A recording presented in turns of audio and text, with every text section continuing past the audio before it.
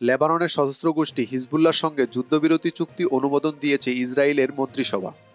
গতকাল মঙ্গলবার প্রধানমন্ত্রী বেনিয়ামিন নেতানিয়াহুর সভাপতিত্বে অনুষ্ঠিত বৈঠকে এই সিদ্ধান্ত নেওয়া হয়। ইসরায়েলের একটি সংবাদ মাধ্যমের বরাত দিয়ে বার্তা সংস্থা রয়টার্স এই কথা জানায়।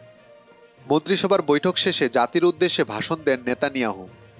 এ সময় চুক্তির পক্ষে যুক্তি তুলে ধরে তিনি বলেন, উত্তর ইসরায়েলের বাসিন্দারা তাদের বাড়িঘরে ফিরে যাবেন। লেবাননে হামলার প্রতি ইঙ্গিত করে নেতানিয়াহু বলেন, হিজবুল্লাহকে ইসরায়েলি বাহিনী পিছু হটিয়ে দিয়েছে। তারা কয়েক দশক আগের অবস্থানে চলে গেছে। ইসরায়েলি প্রধানমন্ত্রী বলেন, হিজবুল্লাহ যদি চুক্তি লঙ্ঘন করে আমরা তাদের উপর হামলা চালাবো। ইসরায়েল মধ্যপ্রাচ্যের চেহারা পাল্টে দিচ্ছে জানিয়ে দেশটির প্রধানমন্ত্রী বলেন, হিজবুল্লাহর সঙ্গে যুদ্ধবিরতি চুক্তির মানে হলো ইরানের হুমকি মোকাবেলায় এখন বেশি জোর দেওয়া যাবে।